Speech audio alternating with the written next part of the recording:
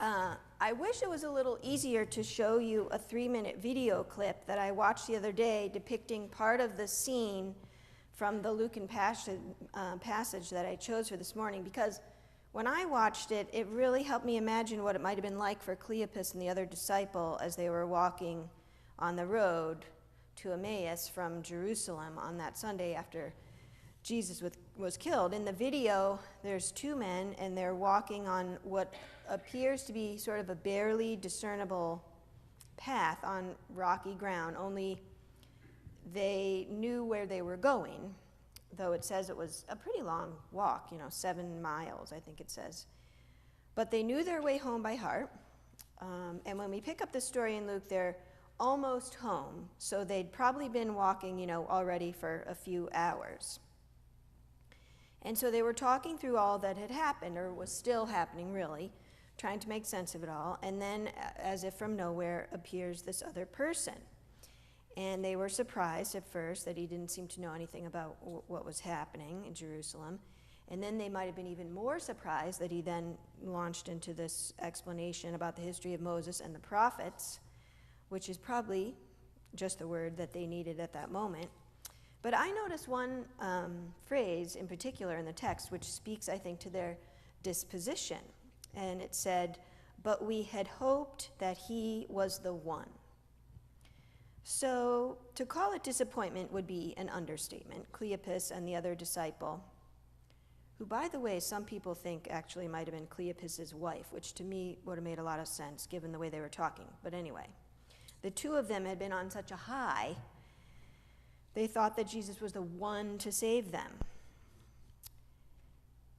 And to me, it seems like they were going in this place where they thought their lives were headed in this whole new direction. But then here they are only 48 hours after Jesus was killed, so it seems possible, really, that they were kind of in shock about what had happened, and what else were they going to do but go home? The new life they'd imagined had fallen apart, and it was just getting going.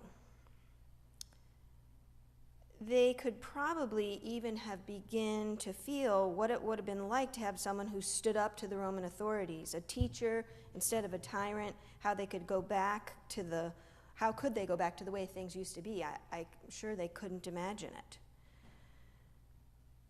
So the disciples found themselves in what some people describe as a liminal space. So the word liminal comes from the Latin, which means threshold, or any place or point of beginning or entering something. And so Richard Rohr, who's a theologian and author, describes this kind of space as the following. He said, "Where we are betwixt and between the familiar and the completely unknown. There alone is our old world left behind, while we are not yet sure of the new existence." So that's a liminal space, an in-between space. And the disciples were already on their way with Jesus. They were seeing all kinds of possibilities, asking all kinds of questions, imagining different lives for themselves and their families, and suddenly the road ahead just was wiped out. So maybe you know what that feels like. Maybe you understand how the disciples were so full of hope. You know what it feels like to be excited about where you're going, or to be caught up in something new, or simply to be looking forward to something they've been working really hard for, only to face huge disappointment when the unexpected happens. I imagine that Cleopas and his wife were walking home over familiar ground, each thinking their own thoughts as they went, occasionally saying them out loud to one another to commiserate. Maybe their thoughts strayed to what they'd left back home, what they were coming back to, the work that lay ahead of them, back to the same old, I guess, after what had happened in Jerusalem. I'm just not sure that they were talking about the bigger picture of Jesus' growing movements. I think they were more likely lamenting the effect that his death would have on them and their family and the other disciples and the disciples' families.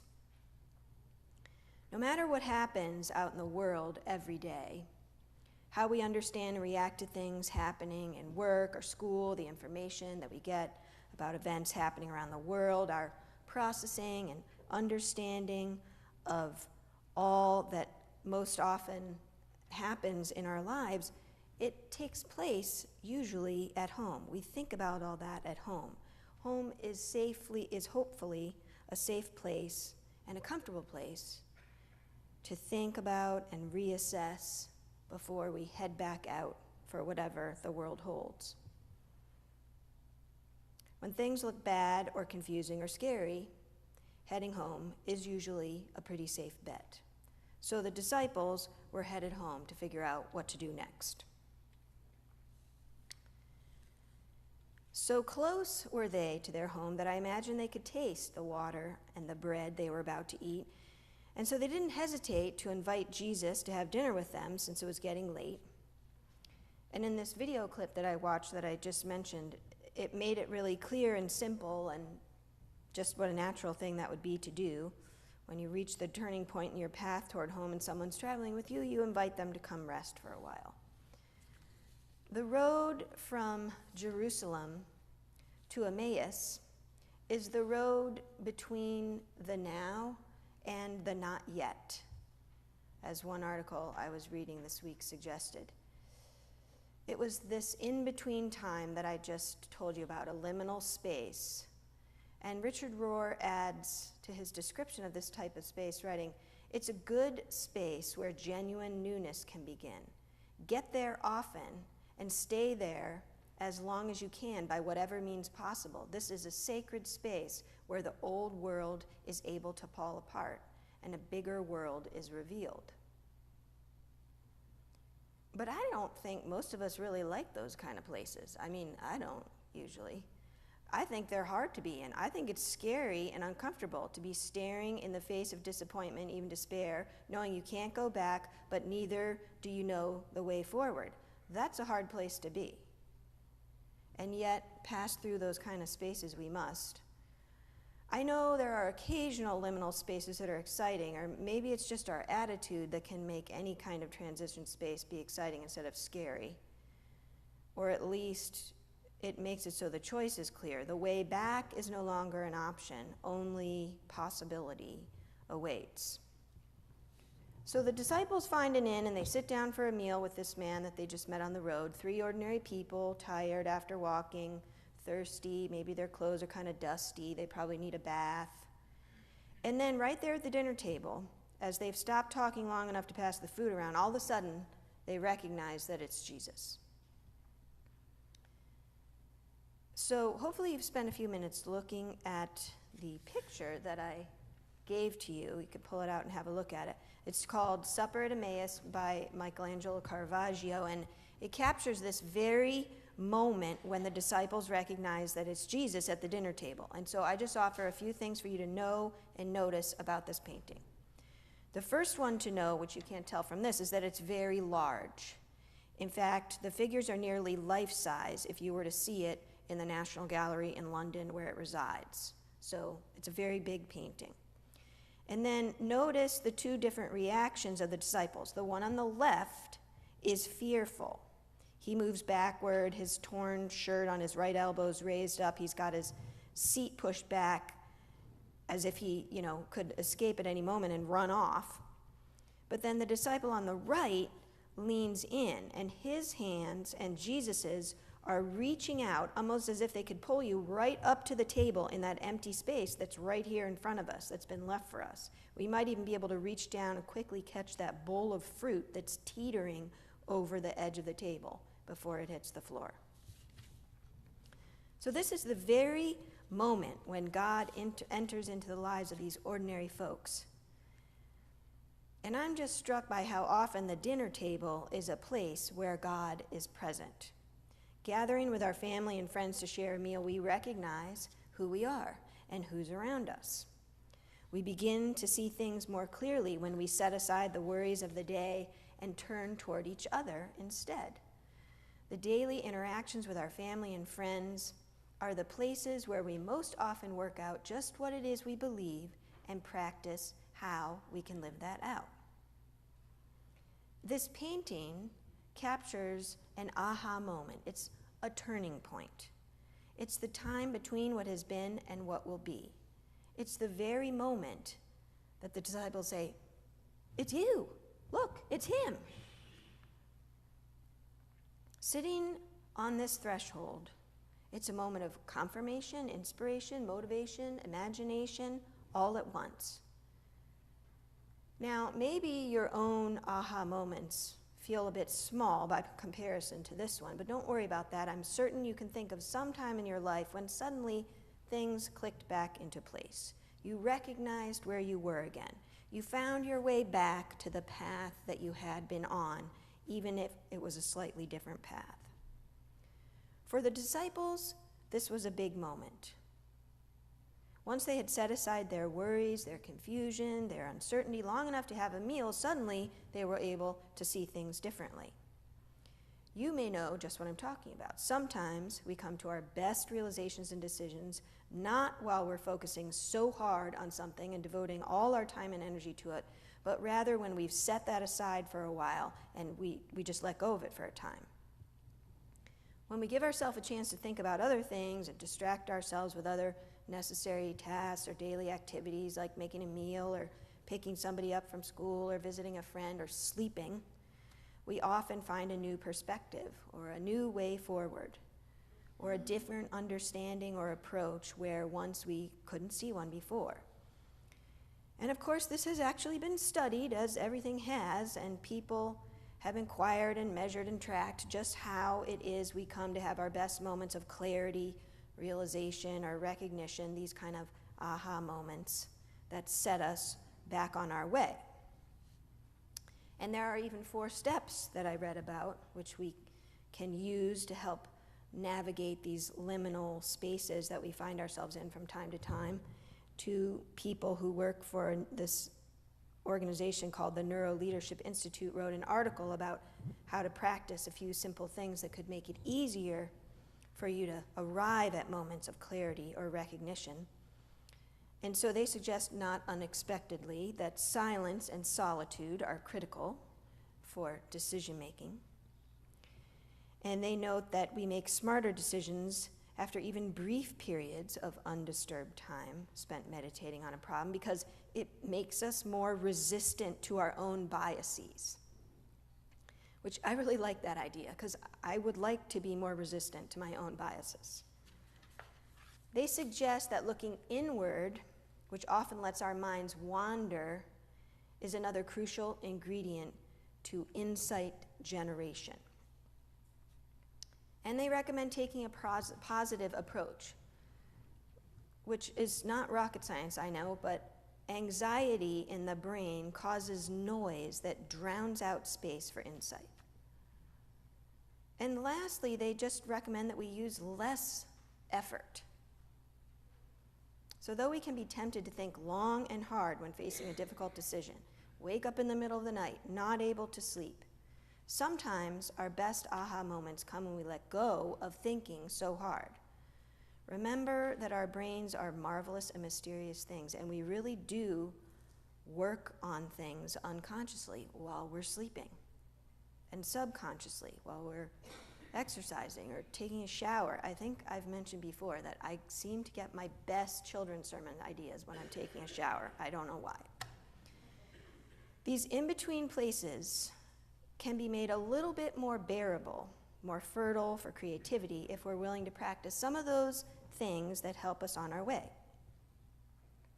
I read one description of liminal spaces as God's waiting room, that they're places where we review and prepare for what to do when God opens the door with a clipboard and says, "Amy Brew, we're right this way." Last Monday evening, a group of us were gathered in the Gould Barn to watch the movie The Armor of Light, about the evangelical pastor, Reverend Rob Schenck, who you may recall from back in the late 90s. He was very involved in the anti-abortion protests in Buffalo. Ultimately, those protests led to the killing of a physician, Dr. Barnett Slepian. But since that time, Reverend Schenck has done a lot of thinking and prayer and study because he found himself in a liminal space. He had an aha moment of his own in realizing that if he was so passionate about speaking up for life, how could he, in good conscience, watch his fellow conservative colleagues and supporters fight against gun legislation in the face of so much loss of life from gun violence. It's a big issue for sure, and not one to delve into today. But Reverend Schenk's struggle as a Christian minister brought him down the road from Jerusalem, heading to Emmaus. He found himself on the road between the now and the not yet. He could not go back to the way things were before, but he did not know the way forward either. During this in-between time, while he was discerning what lay ahead, he began to see more clearly, he said, how conviction can turn into contempt. He realized that fear should not be a controlling element in the life of a Christian. So for him, Christians arming themselves felt contrary to what he understood to be the message of God. He did not know where he was going, but he knew he could not go back to where he had been. I recommend the documentary to you, where you will learn how he found a way forward with the help of families who've been affected by death from gun violence. So I'll leave that to you to investigate. The road from Jerusalem to Emmaus is a different shape and a different length for each of us. There are all kinds of things that get in the way of our recognizing Jesus along the road. And it's okay if you aren't ready to see him. It's okay if your own baggage prevents you from recognizing him. We all find ourselves in these liminal spaces, these in-between places. Maybe you're in between jobs. Maybe you've just graduated and you're waiting to start middle school or high school or college or your very first job in the next few months. Maybe you're thinking of going back to work, or maybe you're stopping work, or maybe you need to change what you're doing and how you spend your days. Just know this: you aren't dense or blind or bad or disappointing if you can't see Jesus on the road. You're just a child of God, walking along your way, doing your best to understand your life, living through the transition times, hoping to catch a glimpse of him as you go. Be patient with yourself. It's not easy to be in transition. It's not easy to sit still when you don't know where you're going. Practice letting go of those things that take up so much of your energy that you've got little left to do all the other things that bring you rest and repair. Set aside, if you can, even for short periods of time, the fears and problems and worries you have, to allow alternative thoughts and new ideas to enter your heart and your mind. Sometimes we see what we need to see. Other times we don't. But here's the very good news. Jesus walks along with us anyway, no matter if we recognize him or not. Caravaggio imagined an inviting table set out with fruit and chicken and bread and wine to share. What a very good and right place to see what there is to see. Invite others to your table and share this feast that God provides. Amen.